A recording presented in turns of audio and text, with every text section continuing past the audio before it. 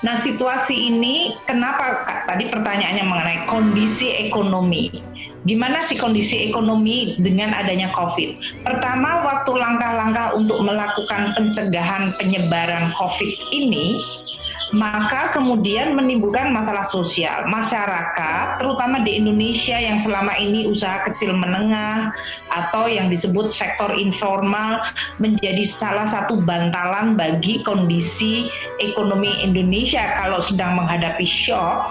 Sekarang ini sektor UMKM dan sektor informal pun juga terpukul karena COVID ini mensyaratkan orang tidak boleh atau membatasi interaksi, sehingga berbagai kegiatan-kegiatan yang sifatnya dulu adalah economic activity secara informal pun terpukul karena orang tidak melakukan interaksi secara fisik.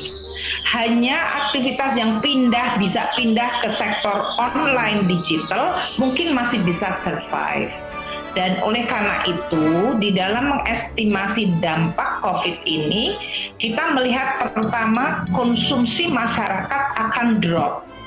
Dan kita semua tahu konsumsi itu mempengaruhi ekonomi hampir 60%, 59%. Kedua, dengan adanya ketidakpastian ini, maka investasi juga ikut melemah. Karena orang apakah yang sedang akan melakukan investasi atau sedang dalam posisi menjalankan suatu investasi, mereka terhenti akibat COVID. Dan itu kemudian menurunkan kegiatan ekonomi aktivitas kita. Ketiga, seluruh dunia juga mengalami perlemahan. Sehingga ekspor kita juga mengalami pukulan.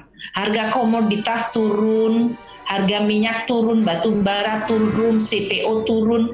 Itu semuanya juga mempengaruhi basis ekonomi Indonesia yang berorientasi ekspor.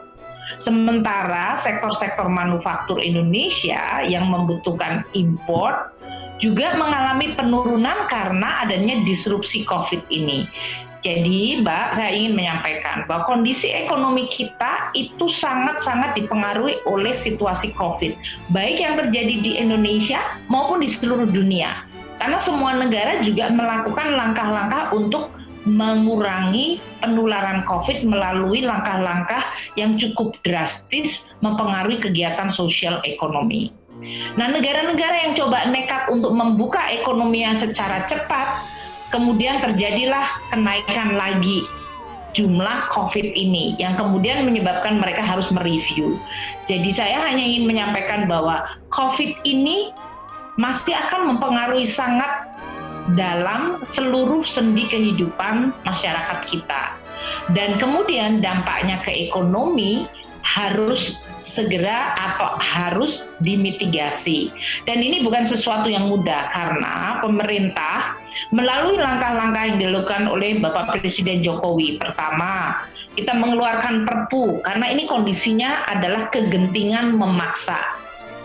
APBN 2020, ekonomi 2020 dulu semuanya proyeksinya adalah positif dan cukup baik. Namun tiba-tiba COVID terjadi di bulan Januari. Sehingga bahkan APBN kita pun harus kita revisi. Sekarang kita sudah melakukan revisi sampai 2 kali. Karena penerimaan negara dari sisi perpajakan, dari penerimaan negara bukan pajak, juga menurun. Sekarang sampai dengan Mei kita melihat sampai negatifnya mendekati 10%.